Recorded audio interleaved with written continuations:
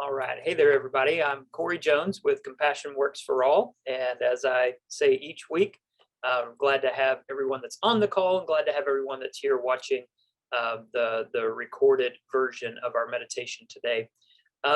Today, I would like to talk about telling the truth because as much as that feels like such a foundational principle and concept that we learn as children, it for whatever reason is just really hard for us to do to tell the truth in its entirety.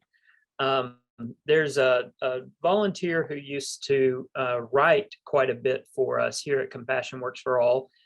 We work with folks who are incarcerated in jails and prisons, and so much of our work is through the mail. And his name was Christopher, and he actually passed away a couple of years ago. But um, one of Christopher's last wishes was that a number of his things would come to Compassion Works for All. And so we've got a handful of things around our office that are reminders of Christopher. And one thing that has broken now, and I ended up having to throw out because it broke, but it was a keychain that was an old replica of a knife that's held by a Hindu goddess.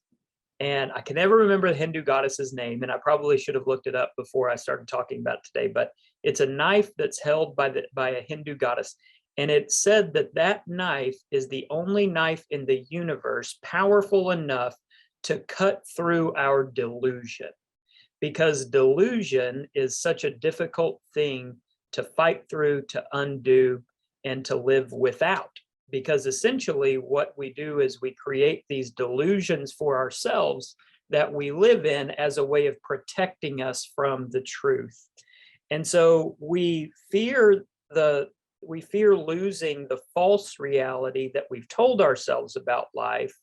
And so we continue to live in this delusional state. And you might be thinking, yeah, I know all kinds of people that do that, because it's pretty easy to point at other people that are living in delusion, that just don't get it, or they're not willing to accept reality or whatever. But if we're just doing that, we're not turning it back on ourselves, then we ourselves are being delusional, because we all do it on some level. Um, and I think that we know whenever we're face to face with someone, especially whenever we're in a social interaction, we tend to know when we're being treated with truth and with honesty, and when we're being treated with sort of this false reality, when someone's got their mask on and um, they're not really treating us with truth or with sincerity, but we know that they're treating us in a way that's maybe dismissive or even condescending. And so we feel it in our interactions and in our relationships with people when things are being truthfully talked about versus when things are being talked about in more of a delusional type state. Um, and so it's something that we can kind of put our finger on from time to time, but for some reason it's difficult to turn back toward ourselves. There's a great meditation and mindfulness teacher named Jack Kornfield, who's a popular teacher and author. And he says that trying to grow as a person without being willing to tell the truth is like trying to row across a lake without ever unhooking the boat. So you're attached to the dock, you're attached to the pier, and you're rowing with all of your might. You might really be great at rowing, and it might even look good to the people that are on the shore, and you might be getting all of your technique down, and you might have the nicest paddle and the nicest boat.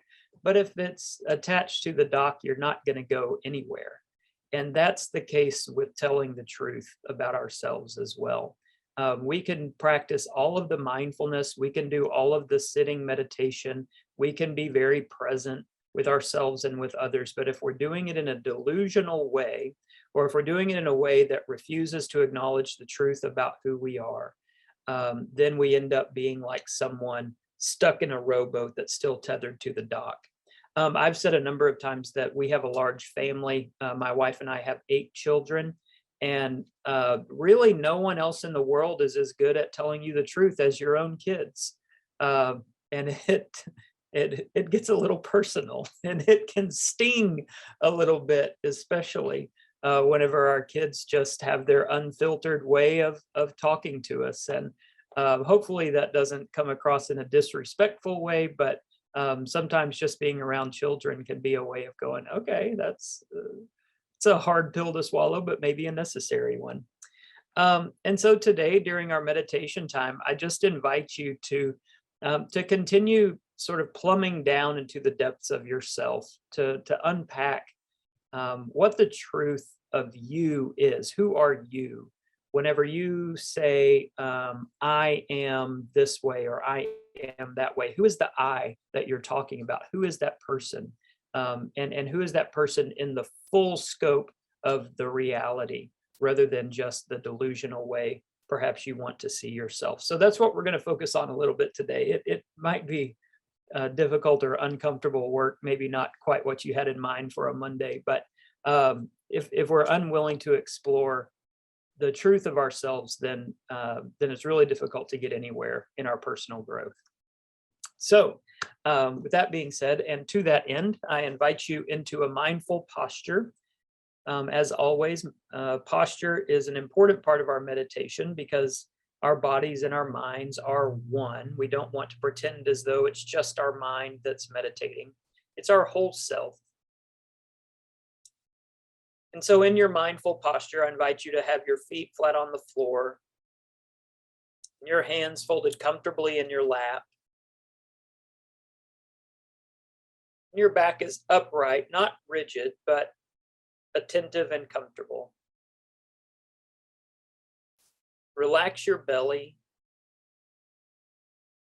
Relax your jaw. And angle your face downward just slightly. And sometimes when we're together in a virtual setting, it can be easy to have other tasks going on.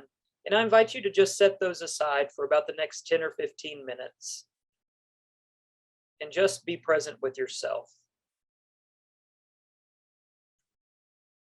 We'll begin with the sound of the bell.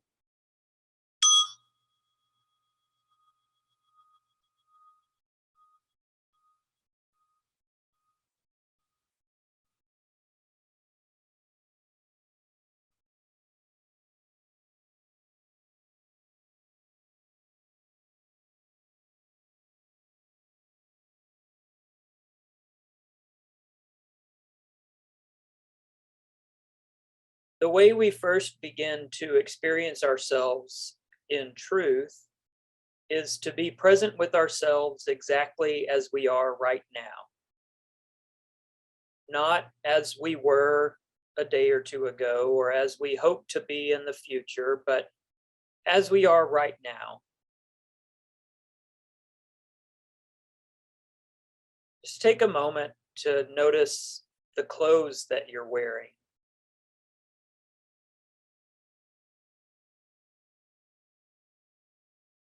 Take a moment to notice how you feel physically.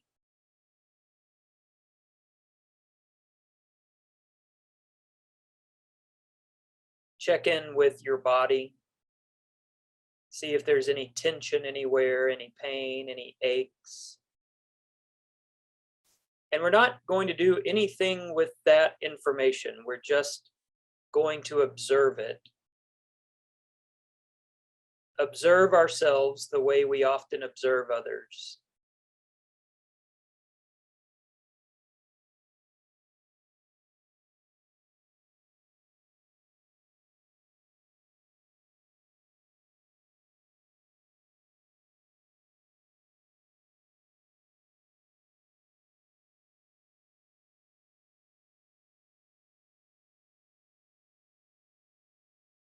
Imagine for just a moment that you have stepped slightly outside of your body, you've turned around, and you are looking at yourself in this meditation time. What would you see?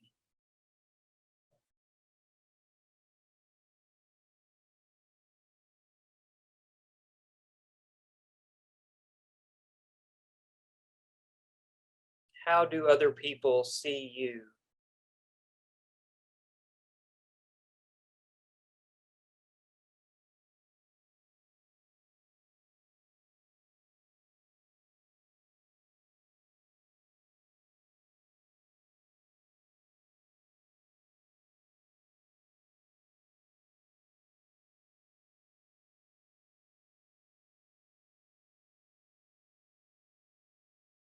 Now re-enter your body and go inward toward your mind. What is in your mind right now?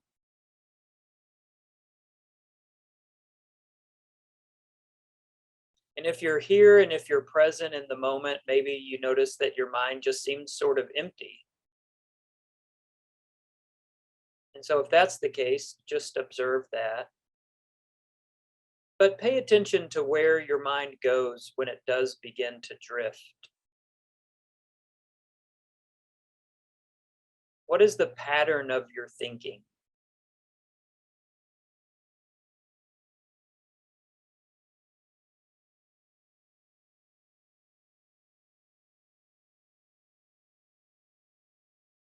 Because the pattern of our thinking shapes who we see ourselves to be. And so, again, just like with our clothes, just like with our physical features, we're not going to do anything to change what our mind is doing. We're just going to observe it so that we can better understand ourselves.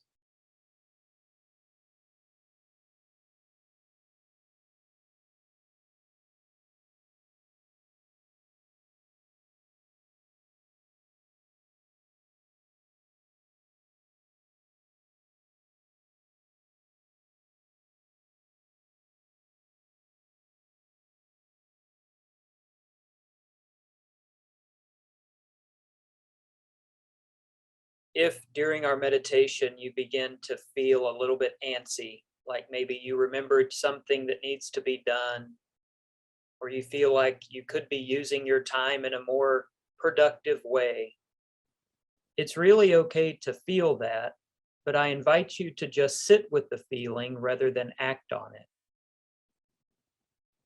Pay attention to it with some curiosity.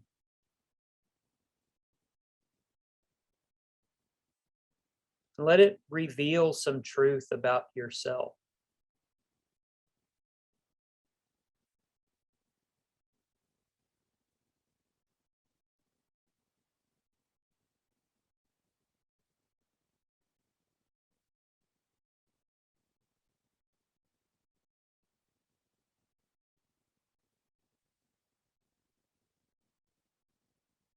And if you find it difficult to stay in the present moment, you can always turn to your breath. Your breath is one of the best tools we have for being mindful because it's not only always with us, but it is always and only present. Our breath is not in the past, it's not in the future. It can only exist right now.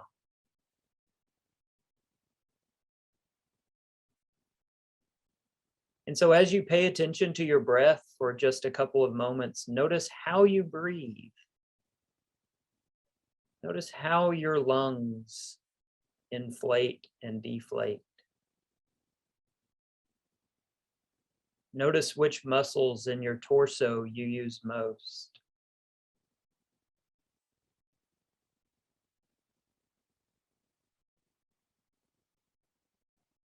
Notice how deep or shallow your breaths can be.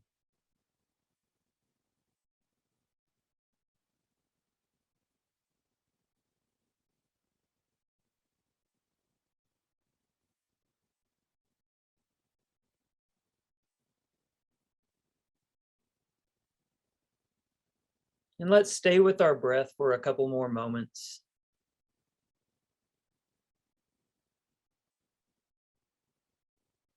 Breathing in and out gently through the nose.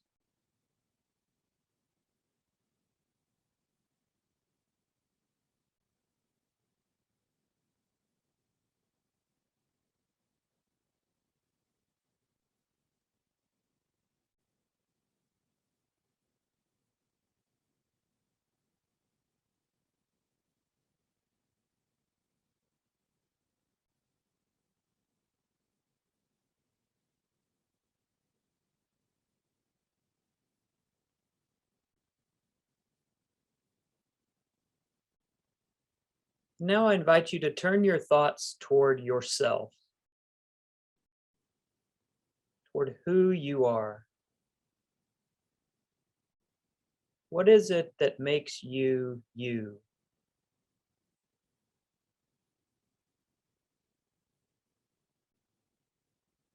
We tend to have what might be referred to as a higher self and as a lower self. When we feel guilty for something that we've done, it's the higher self calling the lower self into a better behavior, into a better way of living. And so for now, we're going to turn our attention to that higher self that might be called our conscience, it might be called our spirit. It's called a number of different things.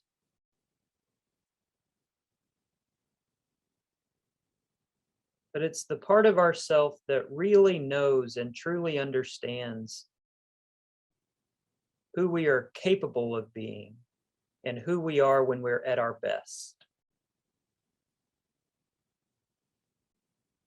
And I want you to let that part of yourself rise up to the surface and just sort of take over for a couple of moments.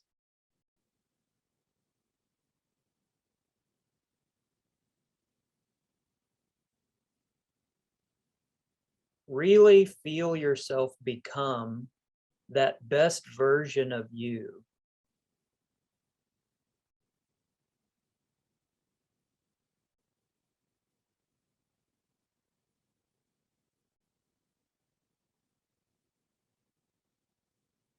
All self-doubt is gone.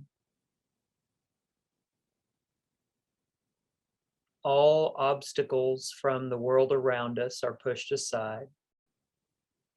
There is nothing standing in your way.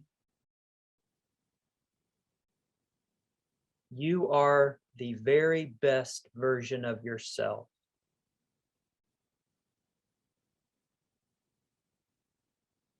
And so, who is that? How do you go about describing that?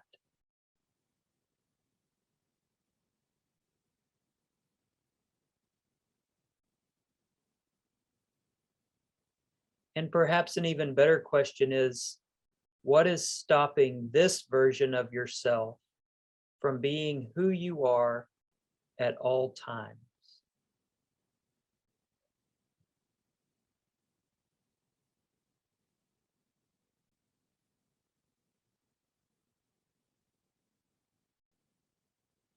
And if we're being honest, and if we're telling the truth, the biggest obstacle to being the very best version of ourselves is usually ourselves.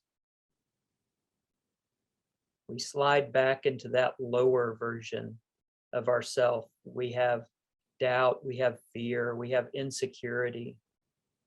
We might have trauma, we might have people from our past telling us how incapable we are of being that very best version of us.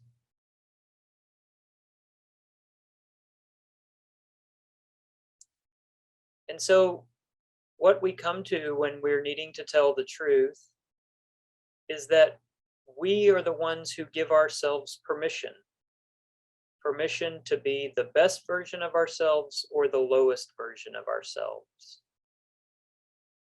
And so it's a matter of giving your best self permission to rule the day.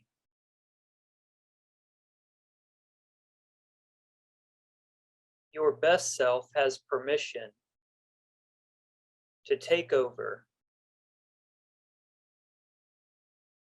to make the decisions, and to guide you along the path.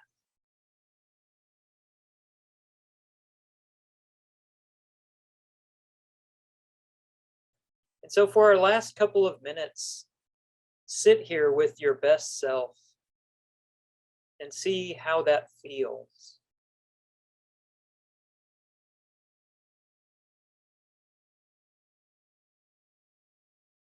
What are the core values that drive you?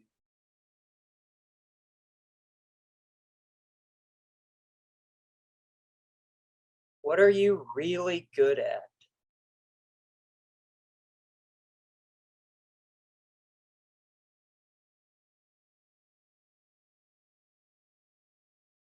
When you look at the best version of yourself, what do you really like about what you see?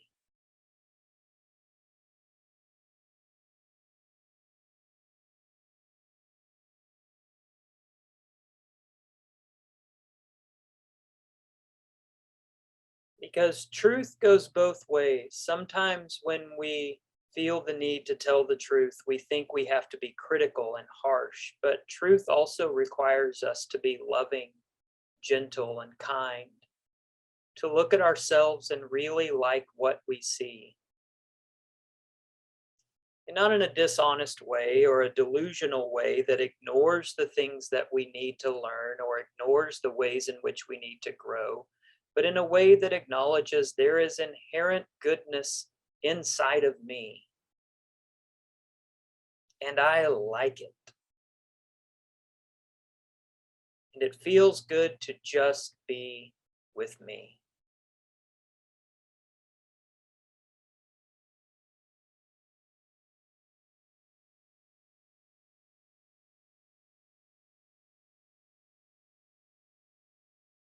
So, for our final 30 seconds or so, we're just going to sit and enjoy who we are exactly as we are.